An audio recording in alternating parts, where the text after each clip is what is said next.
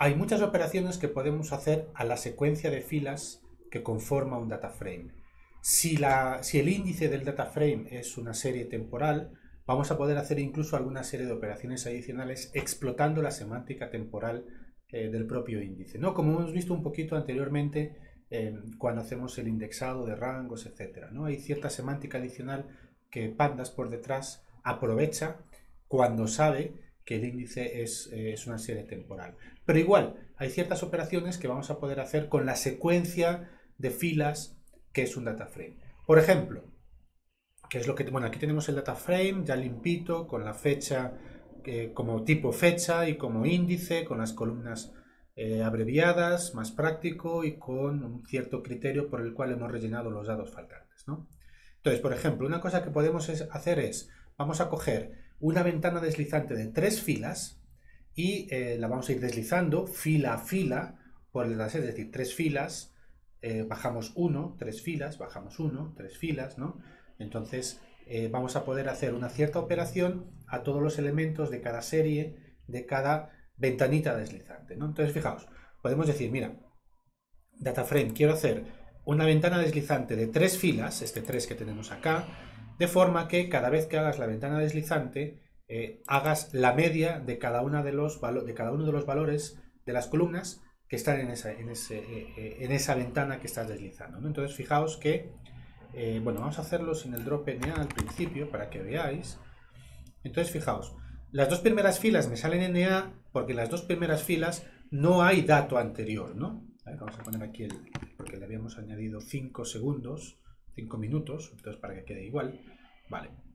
Entonces, fijaos, en las dos primeras filas no hay 3 anteriores, entonces se me guardan los índices, es decir, el tamaño de este data frame es el mismo que el original, ¿sí? Pero las dos primeras filas tienen valores nulos porque no hay 3 filas anteriores, y a partir de aquí, este valor, este 36,6, es el promedio de estos 3, este 17,3 es el promedio de estos 3, este 39 es el promedio de estos 3, y este es el promedio de estos 3, que es el mismo número, ¿no? Entonces el promedio es el mismo. El siguiente, el 27, es el promedio del 14, el 67, el 0, el 10,66 es el promedio del 2, el 30 y el 0, y así consecutivamente, ¿no? Fijaos que yo hago el rolling y después especifico la operación que quiero hacer. Podría, por ejemplo, coger el máximo de cada uno, ¿no? Entonces, de los 3 primeros, el máximo es 67, de los 3 segundos, el máximo también es 67, pero de los 3 terceros, el máximo ya es el siguiente, que es el 1925, ¿no? Y así con el resto. Yo puedo hacer el mínimo si quisiera, por ejemplo, ¿vale? Fijaos que aquí sale el 0 porque es el mínimo. Yo podría hacer la desviación estándar. Yo podría coger el primero. También el primero. No, esto lo puedo hacer solamente cuando tengo series temporales. Listo, pues entonces lo vamos a ver. O yo podría hacer, si yo pongo AGG, yo puedo hacer cualquier función que yo quiera, ¿no? Cualquier función que yo quiera. Esto sería AGG. Tenemos que sacar, porque el concreción a veces él no sabe exactamente qué estamos haciendo, si no los objetos no existen en memoria. Entonces esta ayuda a veces no funciona del todo bien si no ejecutamos lo que queremos, ¿no? Entonces fijaos que aquí yo puedo hacer una función cualquiera para hacer la agregación de los distintos valores de una ventana, ¿no? Por eso se llama AGG.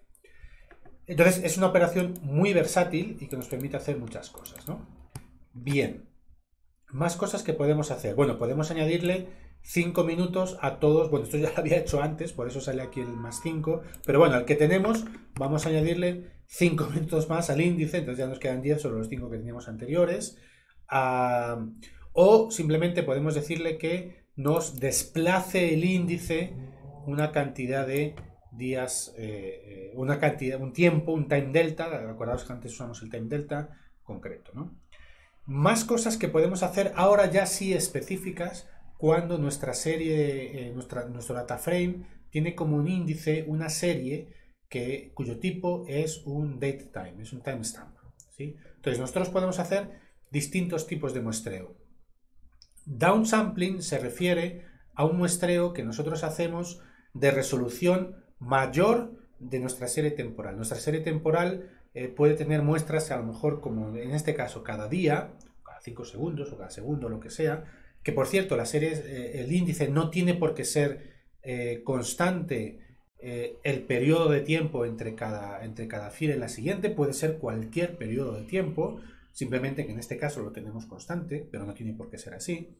Entonces, cuando nosotros estamos haciendo un muestreo en el cual queremos una frecuencia mayor a la de nuestro dataset, eso es lo que se llama un downsampling. Estamos cogiendo, por ejemplo, vamos a hacer un remuestreo a 2 días, ¿no? Nuestro dataset es de un día, y lo queremos hacer cada 2 días. Es decir, cada 2 días vamos a coger 2 días. 2 días. Esto no es deslizante con superposición como vimos anteriormente en las filas, ¿no? Esto es, se cogen los 2 primeros días, los 2 siguientes, etcétera, ¿no? Y entonces, a cada 2 días vamos a agrupar la media, el máximo, el AGG, lo que queramos, a los datos que nos caen dentro. Como resulta que la frecuencia que queremos de resultado es menor, es decir, queremos un periodo de tiempo mayor, entonces lo que sucede es que al final vamos a agregar varias filas de nuestro dataset original en cada grupito que formemos.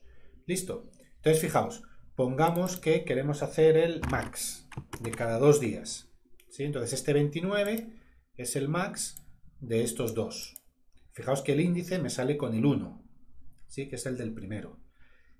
El 67 es el max de los dos siguientes, ¿no? Veis que no es con superposición. Quizá vamos a poner 3 días que quizás se ve un poco mejor. Entonces fijaos, el 67 es el máximo de estos 3 primeros. El 3274 es el máximo de los 3 siguientes. El 5298 es el máximo de los 3 siguientes. ¿Sí? Y esto yo lo puedo hacer porque es una serie temporal el índice, ¿no? O puedo coger el primero de cada grupito, que ahora sí, esto ya funciona, ¿no? Porque como es una serie temporal, él sabe que el primero es por serie temporal, ¿no? Entonces me coge el 29, me coge el 0, me coge el 4471, me coge el 2643 de los otros que vendrán después, y así para cada columna, ¿sí? Y aquí, por supuesto, tengo la AGG, tengo un montón de operaciones igualmente, ¿no? Y bueno, esto es lo que vemos acá. Entonces, esto es en el caso en el cual es downsampling, es decir, es un muestreo con mayor granularidad. Puede que uno quiera hacer un upsampling. Un upsampling es un muestreo a más frecuencia. Yo tengo muestras cada día, yo quiero tener una muestra cada 6 horas. Supongamos, a ver, ¿cómo lo había hecho yo acá? Yo puedo tener una muestra cada 12 horas. Claro, una muestra cada 12 horas al final nos va a salir un data frame más grande. ¿Y qué sucede con los registros que se ponen de manera intermedia, ¿no? Fijaos que lo que hace únicamente, como es a una frecuencia mayor, como que requiero más datos, le estoy diciendo que me genere más filas en intervalos de tiempo entre medias de los que tengo, pero claro, la cuestión es cómo relleno yo esas filas. Entonces, si no le digo nada, él lo genera con nonce. Y entonces aquí ya es el protocolo que yo quiera seguir para rellenar estos nonce. Por ejemplo, yo le puedo decir, yo lo podría rellenar con un valor que yo quisiera, por ejemplo el 0. Bueno, no, este fileNA, perdón, me he equivocado, efectivamente. Este fileNA de series temporales tiene una semántica concreta. Por eso estaba así. Entonces, cuando yo relleno con NA de series temporales después de hacer un resampling, le tengo que decir con qué criterio hacerlo. Y hay unos ciertos criterios. Por ejemplo, yo quiero que me rellenes con, vamos a ver, con el siguiente. A ver, vamos a verlo correctamente. Yo quiero que me lo rellenes, fíjate, yo quiero que me lo rellenes con el, a ver, vamos a ver la serie temporal original, para tenerlo bien clarito, que ahora me he confundido un poco al explicarlo. Entonces, vamos a hacer el head de 10. Vale. Bueno, esto pasa muchas veces porque uno a veces no tiene en la cabeza todas las librerías. Si os pasa, la manera de solucionarlo un poquito, pues aprovecho la confusión que he tenido para un poquito contaros de la parte más metodológica. A veces uno no se acuerda tampoco exactamente cómo funcionan distintos métodos, aparte por supuesto de ver la documentación. Una cosa que es muy útil siempre pues es hacer las cuentas uno solo, ¿no? ¿Qué es lo que vamos a hacer aquí? Entonces, fijaos, ¿qué es lo que hemos hecho? Primero, bueno, y fijaos, esto ha sido un poco casualidad, pero como hemos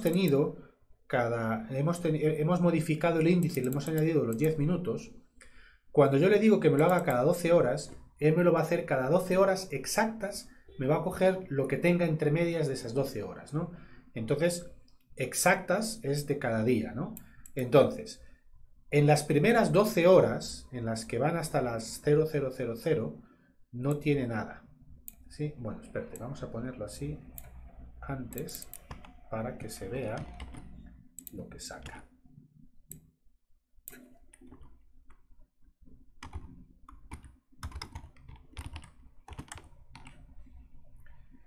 Listo, entonces fijaos cómo coge la primera fila, que es esta, lo pone en el límite de las 12 horas, es decir, fijaos cómo sobrescribe el desplazamiento desde el límite de las 12 horas y le añade 12 horas. Como en 12 horas no hay ningún dato, lo pone en none. A las siguientes 12 horas está el siguiente dato, que es este. En las siguientes 12 horas, que están entre esta fila y esta otra fila, no hay nada. Y entonces pone este, ¿no? Entonces fijaos cómo genera el data frame, ¿no? Fijaos cómo genera el data frame insertando filas con nonce, porque en principio él no sabe qué datos hay ahí, ¿no?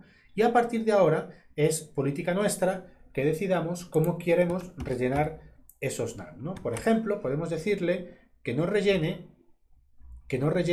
con padding. Que nos rellene con padding, ¿qué quiere decir? A ver, si yo le pusiera incluso este first. Vale, queda como más elegante. Entonces, que le rellene con padding, ¿qué quiere decir? Rellénamelo como con el anterior. Entonces, fijaos que esta es la fila que anteriormente estaba en NA. De hecho, lo vamos a poner para que la veáis. Esa es la fila que estaba en NA. Listo. Este 12 es la fila que estaba en NA. Y con padding quiere decir repíteme el último valor que hayas visto, ¿no? Por ejemplo, vamos a darle 6 horas, porque con 6 horas va a tener que añadir más filas entre medias. Entonces fijaos que ha añadido la de 6 horas y las de 12. Y lo único que le estamos diciendo es propágame el último valor que hayas visto en la serie temporal hacia adelante, ¿no? Y fijaos que esto es lo que está haciendo. Fijaos que estas 3 filas no existen en el dataset original. Este valor sí existe, estos 3 no existen porque le estoy pidiendo que me haga un upsampling a una frecuencia mayor, 4 veces mayor de la que yo tenía, ¿no? Que es 6 respecto a 24. Entonces, bueno, estos métodos de resampling son súper potentes. Como habéis visto, tienen ciertas sutilezas en el sentido de cómo calcula las fronteras de los intervalos y tiene distintos métodos de resample. Vamos a poner pandas resample example para que veáis los distintos tipos. Hay muchas formas de padding. Aquí hay muchas formas de calcular, por ejemplo, los offset de los límites de los intervalos, las bases, en fin, hay muchas opciones que tenéis para controlar cómo se hace el resampling, ¿no? E igualmente hay ciertas opciones para que, vamos a ver, bueno, de cosas que se pueden hacer después. El pad, el backward fill, que es hacerlo con el que se rellene de abajo para arriba, del futuro para el pasado. Hay distintas opciones que tenéis para rellenar los valores faltantes, además de los NA normales, ¿no? Entonces, bueno, esto es para que veáis la potencia que tiene las series temporales en Python cuando definís el índice de un data frame como de tipo datetime, ¿no? Y ya, bueno, vamos a dejar aquí que ya se ha hecho un poquito largo.